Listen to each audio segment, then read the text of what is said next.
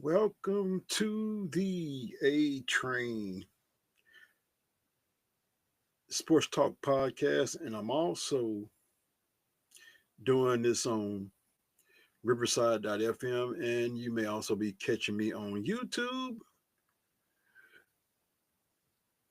Merry Christmas Eve to each and every one of you, and especially if you are seeing me on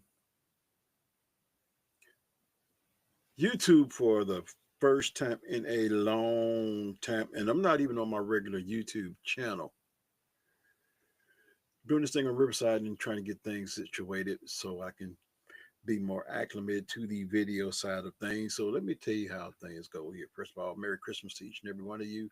Hope you're having a wonderful Christmas Eve. I'm pretty sure you're getting some of your dinners and desserts ready. So here's what I want y'all to do. If you are watching this on YouTube, if you just happen to be catching this on YouTube, uh, I want to know where you are watching from and what is your favorite holiday dish. What is your favorite holiday dish? I can tell you right now, my wife, even though she is under the weather, I had to fix her a remedy. I just didn't tell her what that last ingredient was. That's for a reason. Anyway, uh, she got some greens in there on the stove, and I got to make a couple of pecan pies. I will be going. I'm not going to say house hopping, but I will be at one house and most likely another house tomorrow. Therefore, that's why I have to make a couple of pecan pies because I'm taking one with me. Now, in case those of you who are watching me on YouTube are wondering, what is this guy going to be talking about? Well, since I do my A Train Sports Talk podcast, I normally center that on high school sports in Kansas. I try to cover as much as I can, but I'm not going to bore you too long. What I am going to do, first of all, I want to say thank you to Byte Magazine. They get my magazines to me so I can have some good content for you. And unfortunately, I didn't have it in time to do the preview like I wanted to. But what I can do is go back and give you what they projected as their preseason, the all Vipe preseason boys Wichita large school first team and second team, and then we'll go to the small schools. That would be those schools that are in like 3A and on down. And we're going to give you their projections. So for the first team, we're looking at Eli Benning of Wichita Northwest, Corbin Johnson, Cape and Mount Carmel, defending state champions, Cape and Mount Carmel, Terrell King of Hutchinson, Josh Kim, who I've had the opportunity to watch him play, and he's the real deal, at Andover, and Malachi Wilkins, who has already signed with Washburn University from Wichita Heights. The second team looks like this: Austin Ballman, Andale, DJ Brown, Wichita Northwest, Jaden Brown, Andover Central, Braden Maivella, Mays, and Chase Robinson, Wichita Heights. Now for the Wichita small schools, teams in the surrounding areas. First team looks like this: Luke Albers, Cunningham, Josh Burdick. Not only was he one of the best quarterbacks in the state in 3A, he's also on the basketball team.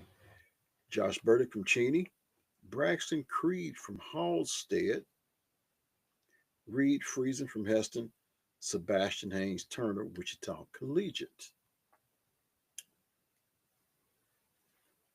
The second team would be AJ Batiste, Wichita Collegiate, Kellen Green, Oxford, Cordell Jordan, Oxford, Caden Castleman, Garden Plain, and Will Weger from Cunningham. So we are just giving some love to the high schoolers here in the state of Kansas. They deserve it. They deserve to get their shine on, and I don't have no problem shining the light on them. Like I said, I've had the opportunity due to scheduling. I've only been able to make one high school game, and that was the Derby versus Andover. So I had a chance to see both the girls and the boys team, and I'll have a little bit more on that. Now we go to the Salina area.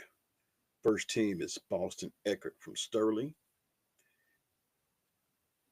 Barrett Model Mog, Mound Ridge, Brogan Rowley, El Saline, Gabe Powell McPherson, Jack Skosny, Clifton Clyde. Second team looks like this: Kalen Groover, Chapman, Gannon Jacobson, Southeast Saline, Eli Johnson, Beloit, Cole Platson, Clay Center, and Ty Romero, Elira Christian. So now we look at the preseason girls list. And heading that list, Wichita Large School first team, Michaela Askew from Derby. Now, that is not a surprise to see her name on that list. Another one, Samaya Ellis, Wichita Heights, young lady I've had the opportunity to have on my podcast. Aaliyah Green from Andover. Saw her against Derby. As a matter of fact, Derby was shorthanded that night as Michaela Askew was attending the funeral of her grandmother. Want to thank uh, Carson Carpenter, former basketball player, due to knee injuries, decided not to play basketball this year. She played volleyball this past year, so now she is focusing all of her efforts on getting ready for the softball season. So we wish her the best of luck as well. So thank you for the information on why they were shorthanded that first night. Since she's been back, they have picked up a head of steam going into the break, and we'll look at that a little bit later. Uh, Aaliyah Green, like I say, Aaliyah Green, Andover, Val Norwood, Wellington, and Britt Zika, Wellington. And mind you, I believe that these last two, and it could be a toss up, but when I give you the names on the second team, you're going to be like, what? Right, because the first name on the second team could easily be on the first team. And that's none other than Zoe Buckner Franklin, Cape and Mount Carmel. All she is doing right now, as of the Christmas break, is averaging 28 or in the neighborhood of 28 points a game. What can be said? This young lady coming from 2A independent school, 2A champion independent school, to Cape and Mount Carmel. As a matter of fact, some of the students already gave her the nickname Zoe Buckets. So I'm pretty sure that they are very elated to have her over there. They lost their game to Bishop Carroll, but it doesn't take away the fact that me personally, and especially having watched her play, I believe she could have easily been a preseason first team area. But this is Vipe magazine, so that's where I may beg to differ. Let me conclude this second team list. Brooke Grimes, Andale, Kennedy Jackson, Wichita Heights, who also inked her letter of intent to play at Washburn. Jalea Thompson, Mays South. Alana Webb, Wichita Southeast. Speaking of Mays South, they came up short right before the break against Derby, who was at full strength. And that Derby team, I'm telling you, they are a team to be reckoned with. They will be a force by the time they get to toward the end of the season, rounding in toward the playoffs, sub-state. They're going to be a team that you will not be able to sleep on. Yes, they lost a lot from last year, but I can tell you, Coach Brian Chadwick just plugs them in and they play.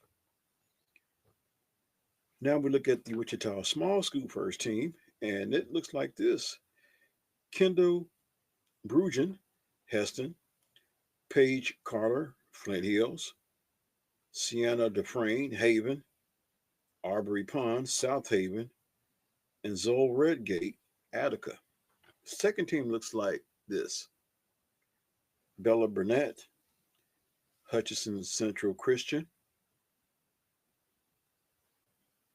Fiona Morgan, Berrien Academy; Abby Proctor, Heston; Emily O'Brien, Remington; Reese Shosutz, Garden Plain.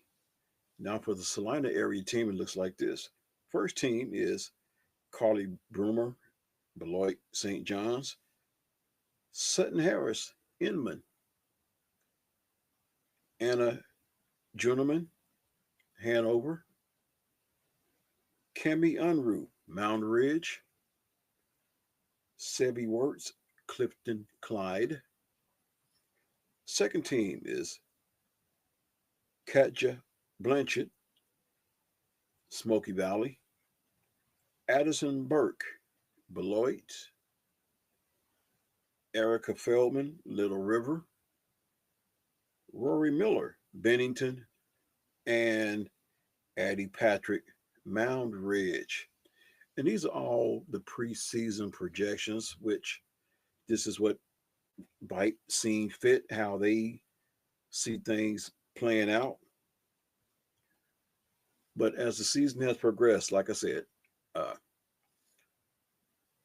one of my players, I would say, of the week and the first few games would have to be in consideration for now, not 2A player, but 5A player of the year would have to be one Zoe Buckner Franklin based on her performances thus far.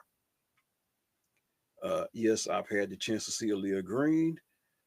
I also had the chance to see Bella Budar from Andover as well too. But if I had to go with a right now a 5A player of the year, right now hands down it would be Zoe Buckner Franklin. And the reason I say that is plain and simple. She has made the step up from 2A. She's heard the noise. I seen her interview after her first game when she dropped 30. Uh, you talk about a young lady that is mature beyond her age, handles interviews like a seasoned veteran. But to make the step up from 2A, I am not surprised by that one bit. And the reason I'm going to tell you I'm not surprised by that is plain and simple. It's been a trend. Uh, one of the names Jeremy mentioned, Samaya Ellis, she too made the step up from the independent school the prior year. So last year was her first year at Heights, from 2A to a 6A, and you've already etched your name to where now, going into your final season, already have signed a letter of intent to play college basketball at a 4 year school in your first team preseason. Also, another young lady that made that transition from a small school, along with her sister, uh, Ashley Singletay. She was 5A player of the year last year after transferring from a little old school called Eureka. And all she did was lead them on the cusp of a 5A championship, knocked off 7-time champion St. Thomas Aquinas, which I also want to pose this because that same year, Cheney football knocked off Andale and ended their streak. So as you were looking at me on YouTube as well as right here on Riverside FM, I want to pose this question, especially those you who are in the state of Kansas and you follow high school sports. What was the most significant streak ender? That's what I'll call it. Was it May South knocking off 7-time champ St. Thomas Aquinas, or was it Cheney knocking off 4-time champ Andale?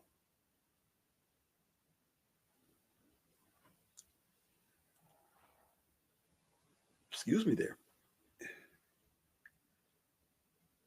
Anyway, there is so much more. So let me tell you how this is going to play out because I'm also doing my podcast as we speak. And I also want to send a shout out to my little partner out there. He asked me, was I doing the A Train anymore? I'm like, yes, I'm still doing the A Train podcast. Uh, his name is William Franklin. Will, appreciate you listening. Appreciate you watching. Uh, I look forward to seeing you in the years to come too. So keep me posted when your games are. But here's how this is going to work. If you see me not doing nothing, it's because I'm taking a break on my podcast. So you're getting all this video action raw. Okay. You're not hearing all the bells and whistles like the music bed and all that. But trust me, you're going to get some good content because of what I am going to do. I am going to shift a little bit away from the high school scene right now and probably get into some national sports headlines. Once again, Merry Christmas to all of you out there. Uh, by the way, I'm gonna throw this out. Is there anybody out there that's that got chitlins on the menu? Yeah, I just had to throw that out there. I'm looking for some chitlins. So if you're in the Wichita area, please comment in the comment section where the chitlins are at, and I'll be there to get me a plate of them. Anyway, it is the A Train Sports Talk podcast as well as video. Uh, I will be right back after I slip in a word from my sponsor. So don't you go nowhere. Stay seated until the ride is done. It's the A Train Sports Talk podcast and also the A Train Sports Talk on Riverside and also on YouTube.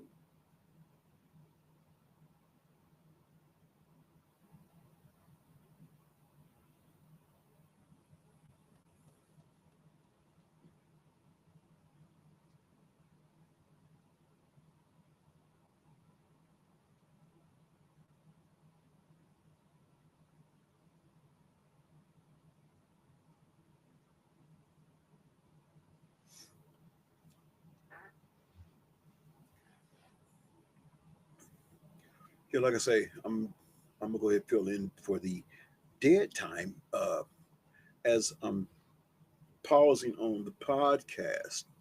Uh, Tomorrow is the NFL playing on Christmas Day.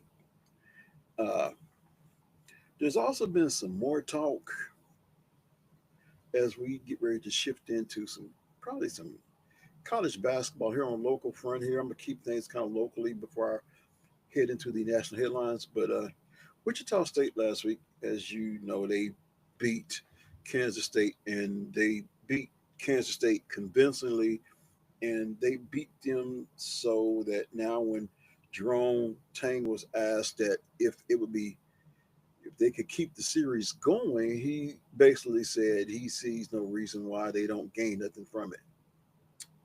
Wow. Do you believe he really said that? I actually had a little bit more respect for Jerome Tang than that.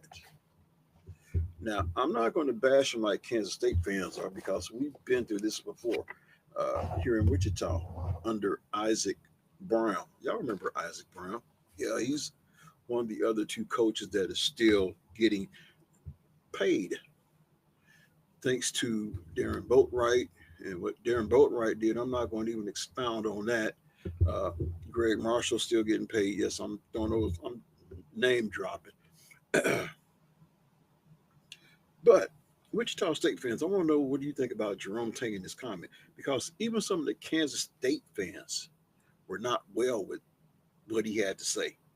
They said he would have been better off saying nothing than to say what he said in regards to the series continuing.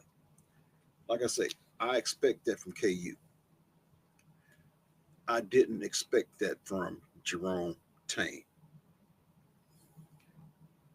His good friend Paul Mills, they coached together.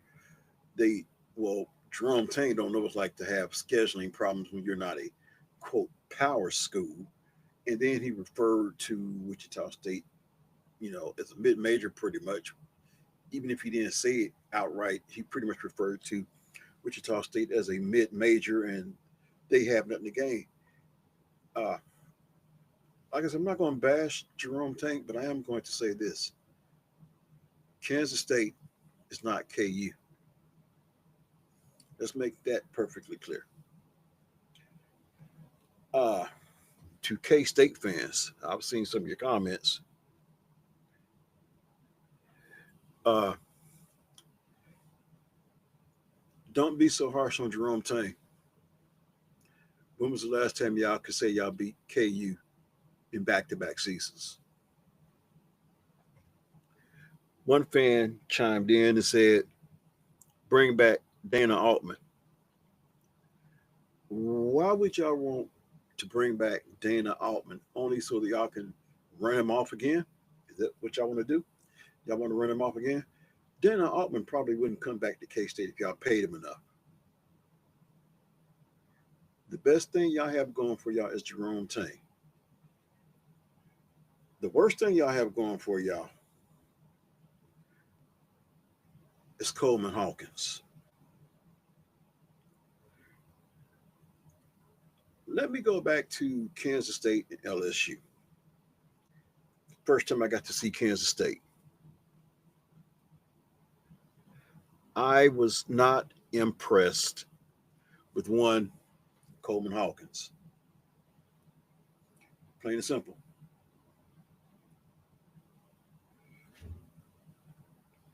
Not only would I not have gotten him a $2 million NIL deal, I wouldn't have gotten him a $200,000 NIL deal.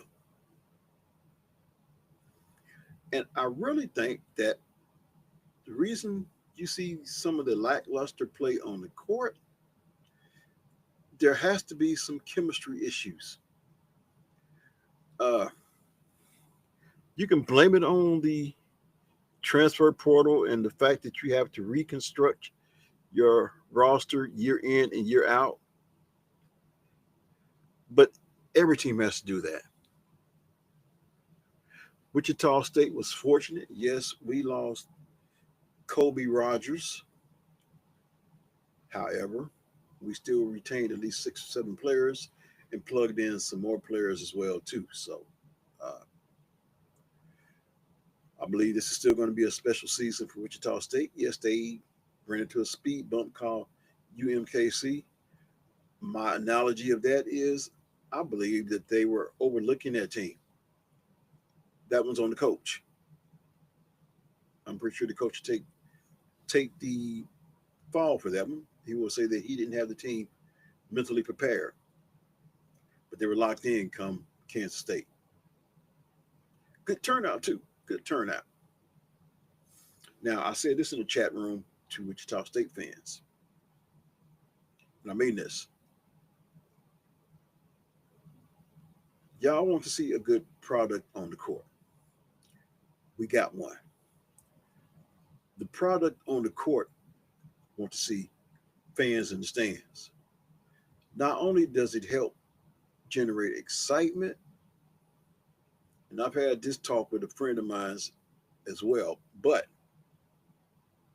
you can't tell me from a player standpoint, you have that large crowd that you don't feed off that energy. You cannot tell me that you blocked everything out. No, I will not agree with that. I'm going to compare it to this. I'm a musician, and if you want to see me get excited when I'm doing what I'm doing, let me look out at the crowd. Let me feed off of someone that's singing real good. The better they sing, the better I play. Plain and simple.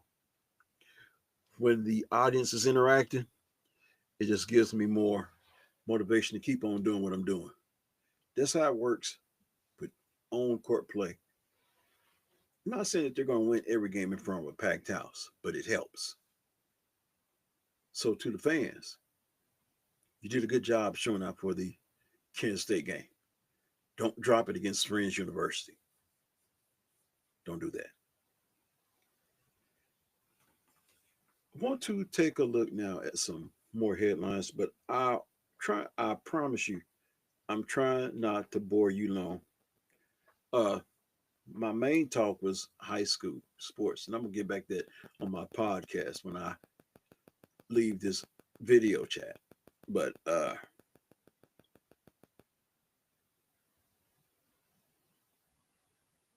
I'm a Dallas Cowboy fan. Make no bones about it. I am a Cowboys fan. And the talk now is Cooper Rush. It's always the talk when Cooper Rush has to come in and save the day. The Cowboys have won what, like three of the last four games. Yes, mathematically they're eliminated from the playoffs. And you say they don't have nothing to play for, so they can go ahead and tank and get draft picks. Why would you do that? Why would you do that? Doesn't make sense to do that. Uh,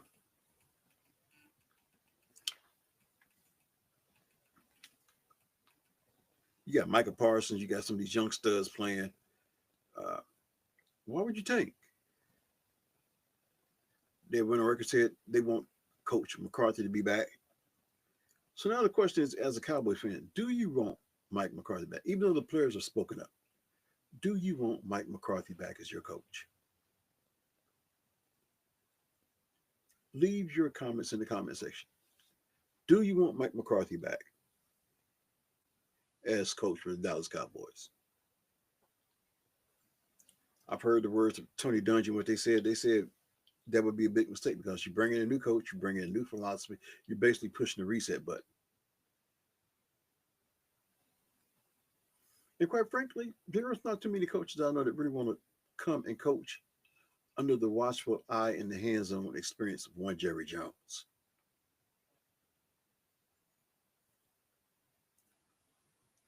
Anyway, I'm not going to bore you much longer because I'm going to get back to my podcast, but I want to jump on here and show some love to the high school players here in the state of Kansas. My observation from the one game that I did attend. Uh, Next time I get back on here, I'm going to have a whole lot more to share with you. Uh, a recap of the Christmas Day football games. I'm going to go over that. Some basketball action, the NBA, and keep this in mind. What is your thoughts of the NBA? How many 3 point shots is too many 3 point shots? What is it that turns fans off about today's NBA game besides load management? I want to put that on your thought process. Until the next time, I want to say Merry Christmas. Enjoy your family, enjoy the food, enjoy the festivities, and also remember, Jesus is the reason for the season. Don't you forget that. Until next time, I'm out here. God bless.